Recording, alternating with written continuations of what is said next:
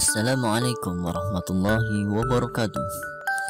Siti dan keluarga sebagai warga masyarakat yang baik selalu membuang sampah pada tempatnya.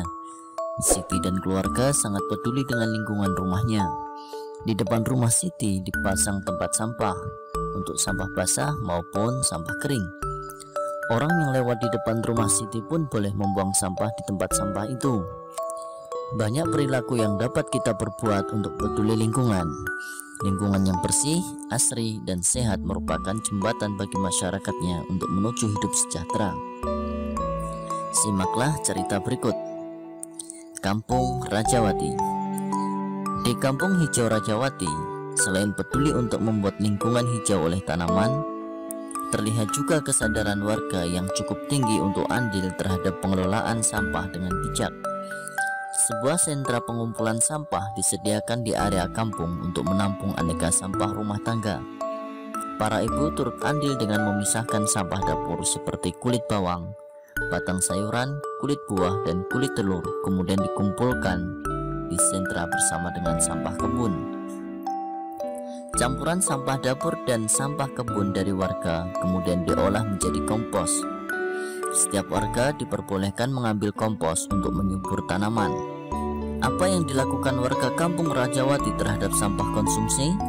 Sampah konsumsi ada yang berupa sampah organik.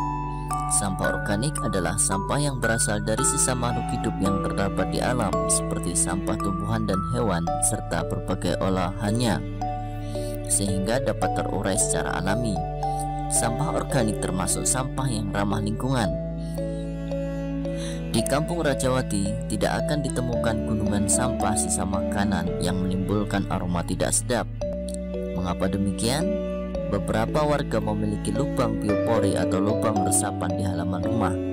Sampah sisa makanan tiap hari dituang ke dalam lubang biopori dan dibiarkan membusuk di sana. Ketika kelak membusuk, sampah-sampah tersebut akan menjadi penyubur tanah di sekitarnya. Ada juga sampah konsumsi berupa sampah anorganik, yaitu sampah yang tidak akan dapat terurai oleh bakteri secara alami. Beberapa contoh sampah anorganik adalah sampah-sampah plastik yang kita gunakan dalam kehidupan sehari-hari, seperti botol, kemasan plastik, botol kaca, besi, serta barang tak terpakai lainnya. Warga Rajawati memiliki bank sampah sebagai tempat menyetorkan sampah-sampah jenis ini. Setiap minggu, sampah yang terkumpul di sentra diambil oleh beberapa pengumpul untuk dibawa ke tempat pengolahan akhir. Pengelola bank sampah mengeluarkan daftar harga beli untuk tiap kilogram sampah yang disetorkan warga. Semakin banyak warga menyetorkan sampah, tentu semakin bertambah pula saldo tabungan sampahnya. Selain mengurangi tumpukan sampah, warga pun senang karena memperoleh manfaat dan keuntungan berupa uang dari sampah yang dihasilkannya. Bahkan beberapa anak memiliki tabungan sampahnya sendiri. Mereka berlomba mengumpulkan botol dan kemasan plastik untuk menambah saldo tabungan. Sebagian dari sampah anorganik juga dikumpulkan warga untuk diolah menjadi aneka kerajinan yang bernilai jual. Vas bunga, alas gelas, dompet, serta tas dirangkai cantik dari aneka botol plastik dan kemasan bekas.